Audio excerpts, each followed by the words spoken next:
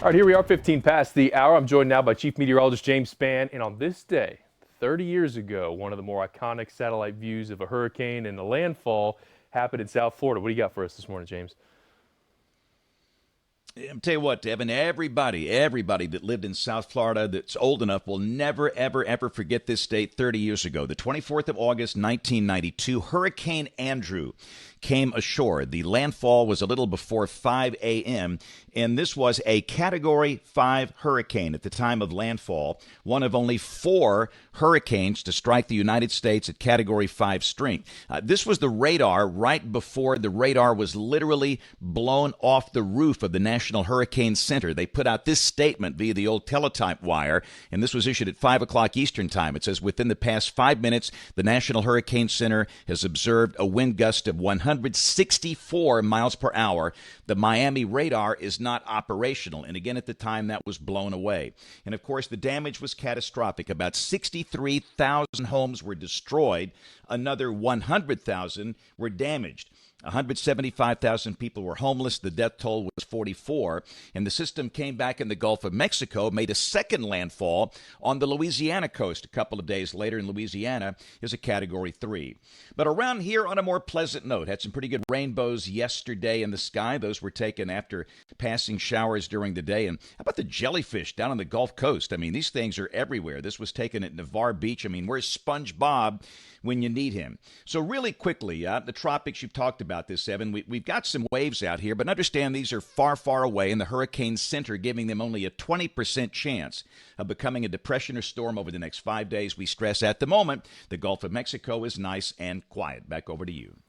Gotta love that SpongeBob reference there. Thank you, James. And that's where we're going to pick things up here, is talking about the tropics. And again, as we look at our satellite, you look here, and there's not a whole lot that pops out at you, okay? We have our ITCZ, which is where you have that convergence between the northern and southern hemisphere, those thunderstorms. Right about here is where that weak circulation is pushing towards the Windward Islands. So we'll keep an eye on that. But again, as James mentioned, about a 20% chance of development over 5 days with that one as it moves into the southern Caribbean. Another wave, which, you know, they're almost weekly at this point in the year coming off the African coastline. About 20% chance of development as this moves into the Atlantic. So the tropics are oddly quiet for this time of year. And I say that because as we get into late August and early September, have you ever been, hiking somewhere and you're almost to the top of the mountain, you get to that sign, it's like, hey, we're here. You're like, all right, the summit just right down the path, all right? That's where we're at tropical-wise as far as activity. We usually see our peak between now and the middle of next month. So really over the next 30 days, and it's just been very, very quiet. But as always, these can form quickly. We'll keep an eye on it. Our concern here early on today is the rainfall. Some heavy rainfall in Sumter as well as Marengo County. Some of that pushing up to near Bology as well as the Demopolis area. Southern Hale County also seeing that rainfall. Most of this is away from the Birmingham metro. However, some of this rain could push eastward here over the next few hours, giving us some light showers. Temperatures, the feels like is what I should say, is pretty much uniform. I don't care if you're 68 or 72. It's so muggy outside. Just about anywhere you head here across Alabama this morning is going to feel about the same. And as we go through the day today, again, we have a mid-level disturbance that is moving from west to east, and that is going to generate widespread showers, especially south of I-20 for the first half of the day. Rain becoming a little bit more widespread in areas further north later in the afternoon, but I do think our highest rain chances are going to be in areas a little bit south today. Thursday, I was talking to Stoney about this. He's like, okay, so does the pattern subside on Thursday? Well, it shifts a little bit. We're still looking pretty wet on Thursday, but we throw a little bit more sunshine in there.